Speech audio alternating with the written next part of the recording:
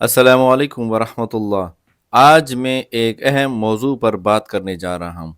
वो सवाल जो हर इंसान से किया जाएगा उसके मरने के बाद। इंसान को जब कब्र के अंदर रखा जाता है तो उससे कौन से सवालात किए जाते हैं। तो इंसान को जब कब्र के अंदर रखा जाता है तो जैसे ही उसको कब्र के अंदर रखा जाता है तो उसको उसके पास दो फरिश्ते आते हैं जिसको मुनकिर और नकीर कहते हैं। और जब उसको कब्र के अंदर रखा जाता है तो ये दो फरिश्ते आते हैं और उसको उठाते हैं और उनसे तीन मशहूर सवालात किए जाते हैं। पहला सवाल ये किया जाता है कि मन रब्बु का, तेरा रब कौन है। तो फिर वो अपने ईमान और अक़ीदे की क़ुव्वत की वजह से, अपने आमाल सालिहा की बरकतों की वजह से वो उसका जवाब दे देगा कि रब्बी अल्लाह, मेरा रब अल्लाह है। और उसके बाद दूसरा सवाल होगा मा दीनुक, तेरा दीन क्या है।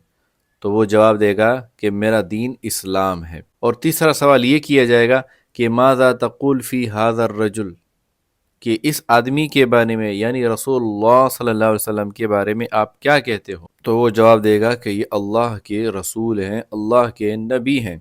एक बात याद रखें कि ये इन सवालात के जवाब बंदा रटने से वहाँ पर जवाब नहीं देगा, बल्कि ईमान की वजह से, अकायद की वजह से और आमाल सालिहा की बरकत की वजह से वो वहाँ पर ईमान की क़ुव्वत से जवाब देगा।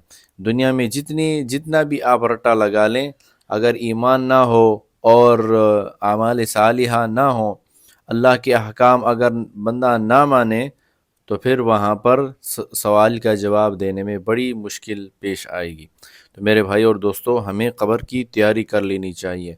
हमें कोई आमाल काम नहीं आएंगे, सिर्फ़ और सिर्फ नेक आमाल काम आएंगे। दोस्तों, हदीस में है जब मैयत को कब्रिस्तान ले जाया जा रहा होता है तो तीन चीज़ें उसके साथ होती हैं। उसके अहल व आयाल और उसका माल वापस चले जाते हैं, वापस पीछे चले जाते हैं।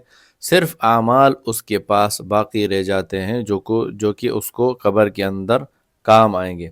दोस्तों, हदीस में है जब इंसान को कब्र के अंदर रखा जाता है तो कब्र कहती है उस शख्स को, उस मैयत को, कि तेरा आना मुबारक, तू बड़ा खुशकिस्मत है, तू बड़ा नसीबों वाला है, तो आज मेरे पास तू आ गया। ज़मीन पर जितने भी लोग चलते थे उनमें से सबसे ज़्यादा तू मुझे महबूब था और मैं चाहता था कि तू मेरे पास जल्दी आए। तो आज तू मेरे पास आ चुका है, तो आज मेरा सलूक तू देख लेगा। चुनाचे उसके लिए जन्नत, दाईं तरफ से जन्नत की खिड़की खोली जाती है और उसके लिए जन्नत से एक बिस्तर लाया जाता है और वहाँ पर उसके लिए बिछाया जाता है और वो क़यामत तक वहाँ पर सोया रहेगा और जन्नत की तरफ से ठंडी ठंडी हवाएं आएंगी। और फिर जब बदनसीब शख्स होता है, बदआमाल शख्स होता है, तो कब्र उसको कहती है कि तेरा आना नामुबारक, ज़मीन पर जितने भी लोग चलते थे उनमें से सबसे ज़्यादा तू मुझे मबगूज़ था, मैं तुझे नापसंद करता था, आज तू मेरा सलूक भी देख लेगा। तो चुनाचा उसके लिए बाईं तरफ से जहन्नम की खिड़की खोल दी जाती है और वहाँ से उसको गरम गरम हवाएं आती हैं और फिर उसके लिए जहन्नम से बिस्तर लाया जाता है जहाँ पर उसको अज़ाब हो रहा होता है। तो मेरे भाई और दोस्तों, हमें जो है कोई दुनियावी चीज़ काम नहीं आएगी, सिर्फ़ और सिर्फ अगर काम आएंगे तो वो नेक आमाल होंगे, नमाज़ें होंगी, रोज़े, ज़कात, सदका, हज, ये नेक आमाल काम आएंगे। अल्लाह ताला से दुआ है कि अल्लाह ताला हमें कब्र की तैयारी करने की तौफीक अता फरमाए।